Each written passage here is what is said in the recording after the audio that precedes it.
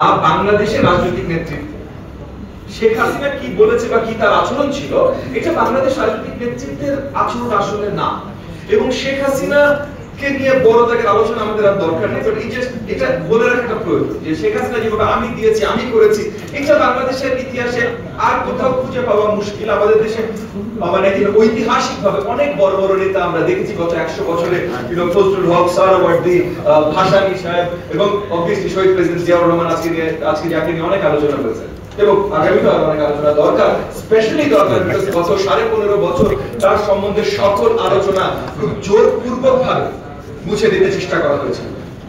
কিন্তু ওই জায়গা থেকে যদি আমরা আসি, তাহলে আমাদের দেশের লিডারশিপ নিয়ে যখন আলোচনা হয়, তখন আমাদের দেশে আসলে এই যে সার্ভেন্ট লিডারশিপটা আসলেই প্রয়োজন। আমরা যারাই নেতৃত্বের জায়গায় পৌঁছাবে, আমরা হয়তো আছি, হয়তো চেষ্টা করছি, যারাই নেতৃত্বের জায়গায় পৌঁছাবেন, আপনি নেতৃত্বের জায়গায় আসলে তখনই পৌঁছাইতে পারবেন যখন কেউ আপনাকে নেতা বানিয়েছে। এই ঈদে জামা জুতো অ্যাকসেসরিজের ডিসকাউন্ট।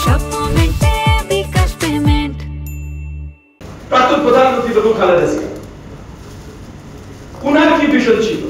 উনি কন্টিনিউ করেছেন শহীদ প্রেসিডেন্ট জিয়াউর রহমানের ভিশন, সবটা ছিল। উনার স্যাক্রিফাইস কি ছিল?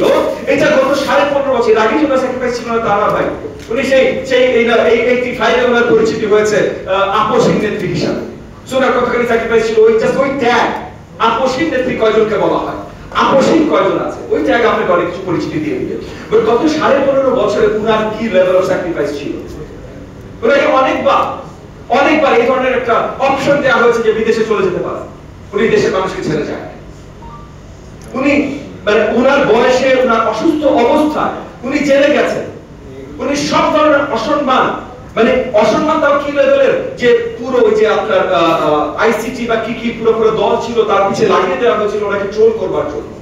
কত ভাবে জেনারেল মানে জেনজির কাছে ওনাকে অসম্মানিত করা যেতে পারে। তারপরও দেখেন যে বাংলাদেশের 18 কোটি জনগণ এখনো তার স্যাক্রিফাইস গুলো মনে রেখে ওই এত প্রচেষ্টার পরও আজকে দেখেন যখন ট্রোলিং হয়, বেগম খালেদা জিয়া কোনো ট্রোলিং হয় নাই। কেন? বিকজ ওই যে নেতা হিসেবে লোকজন তাকে মেনেছে।